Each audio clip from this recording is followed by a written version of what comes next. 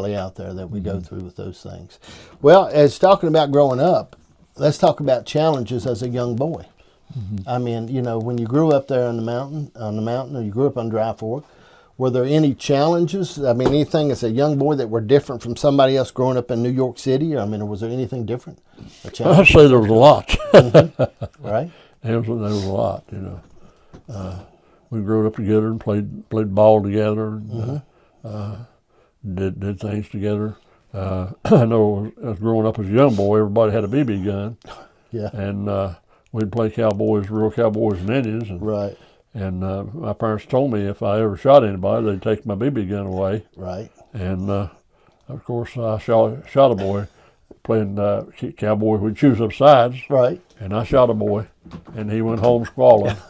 A tattletale. And I hid my BB gun in a fodder shock where he shot fodder out in the field. Yeah. I hid it in one of those for a long time so they wouldn't get it, you know. Yeah. And found it there after they kind of forgot about it, wore off. I pulled it back out. Yeah. Again, yeah. I think we've all shot a few people with a Red Ryder BB gun. Okay. Yeah. I mean, you know, I've got one in the house I keep. Red Ryder BB gun. I got one that says "Just cock one time." I don't like them ones, and I know you got them. You've used them up on the hill. Up on the hill. Oh, yeah. I like them. You cock one time. And I went over on the hillside over there, and I got me a couple pans screwed into a trees, and I shoot from the porch. I'll sit there. We sit and shoot over against the hillside. Once I hit it, I put it up. I said I've accomplished all I've come to do, you know. And I tried I had my son-in-law out there one day in the yard, and I had him pinned down. He couldn't get around. I kept shooting at him every time he'd go to move. I'd shoot at him, you know, keep him moving. You know, he was squalling, trying to stay out of the way. But I figured it won't hurt him that bad. I said, but you think about those things. If you're a long ways off, it don't hurt too bad. But if you're close now the older BB guns, right? They had more power than these new ones. Right. Yeah. I remember one in the community had a pump BB gun, and you kill squirrels. Those things, I don't like them. Yeah. My kids always want to get me one like that, and I said I don't want it. I want to pump it one time because you can shoot that Red Ryder and you can see the BB. Yeah. You can see it when he gets way out there, can't you? Yeah, you can. Yeah. I like that. I don't want to have, and I've got shotguns and things that I don't shoot a whole lot, but I think about but you think about the challenges that you had, you know, up in the mountains and friends, people close to you. Excuse me. You know, it was different, wasn't it? Yeah. It was a different life. It was different than what kids face nowadays. Oh, definitely. Yeah. Definitely. Yeah. Yeah, kids face some different things nowadays that we didn't face then. I'll do the pressure. There's just a lot of pressure, it seems like, on kids nowadays. I don't know. I see them. All right, Jim, we talk about changes, okay, and growing up. When you think about the church, what kind of changes have you seen in the church? Excuse me. Well, there was more prayer, I believe then than there is now. I remember when we used to have revivals in the community. You could go up the road and you could hear people in the barn praying, and you hear people in the house praying for revival, and a lot of people get saved. And I remember one revival we had, and they said everybody. They sing that song, Lord, lay some soul upon my heart and love that soul through me, and may I willfully do my part to win that soul for thee. And everybody in the church would take a person and pray for them there all week. Right. And I prayed for a man, and just about all week. And finally, toward the latter part of the week, he come to church. Yeah. And he gave his life to Jesus. And to me, that really made an impression on me that prayer works. Yes, sir. And the prayer of faith, of course, will save the sick, and we know that, and we do that today. Yeah. And pray for people. But to see God to answer prayer, yeah. And the church would grow back then because the people would be saved in revival. Yes, sir. Sinners come to church back then, but see, anymore, very few sinners come to church. Yeah. And it seems like in revivals that I hold now, there'll be people that come. And we've seen people saved, people healed, signs, wonders, and miracles happen. Right.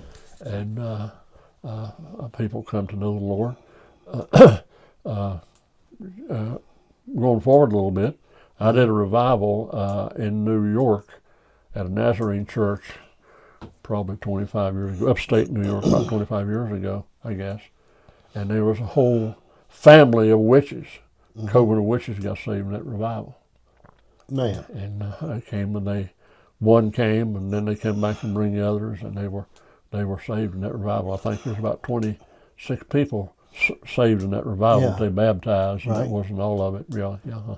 Man. And but that was one of the. And I've had more things to happen all over since this. I've been ministering. This year is 46 years. Man. Since Michelle and I have been married, and we've been ministering the gospel. Then I played gospel music and traveled with gospel groups 6 years before that. Yeah. So you think why do you think the changes that we're facing now, and there's always changes. There's changes from the beginning to the generation when you and I grow up, but there's always changes. Yeah. And I don't know what to attribute the changes that we see now to. I know we're in a fast-paced world, okay? Information now is pow, pow, pow, okay? The transfer of information is just a big thing. Yeah. And I don't know what to attribute the changes to. I think one thing that I've seen ministering in some third world countries, here there's more things to do. Okay. There's more things to do, and especially people who've got kids, there are things that they're doing, they're involved with. Yeah. And there's just more things that takes time. Now, in some third world countries, they don't have a lot of the things to do. Right. And some of them don't even have cars, and they walk long ways to church. Yes, sir. To service. And you'll have bigger crowds because of that. Yeah. They don't have all these things to do. You know, and I think that choice, like you're talking about in people's life, does have a lot to do with it. I mean, it's like, I've shared this before. When it comes to preaching on television, okay, if you're on television and you're ministering, I've told people before, I said, you understand nobody's watching you that doesn't want to watch you. They have 150 other channels they could be watching. That's right. So you understand that now if you have a revival, for example, if you go somewhere to revival, you're going to preach over here and have a revival, and 100 people show up. 50 of them didn't even know you were going to be there. Okay, so that leaves 50 that did know you were going to be there. Those 50, 25 of them just soon you wasn't going to be there because they wanted to do something else, but they didn't want the pastor mad at them. So we're down to 25 people, okay, that really want to hear what you got to say. And you've got to pick those people out and begin to minister to those people. But I think sometimes that there's people that the choices, like you're saying, the big change that I see in the world and in ministry today, and there's some things that, the things I've seen, that the success is you can't fight those things. It's like running around saying, I'm not going to drive a car. I'm going to keep my horse and buggy. You got to embrace some things, and I think, and go with them. Yeah. I mean, I don't know. I don't know the answers to it all. But I do know I've seen that happen, like you're talking about, a lot of changes in the church. Yeah. Yeah. Yeah, and it's people haven't changed, but the whole way we're sharing, and it used to be a time when we'd oil somebody up and cast the devil out of them. Now we counsel them, and now we have a class for them. And I don't know. I'm not saying it's good or bad, but I'm saying it's different, isn't it? It just seems different. Yeah.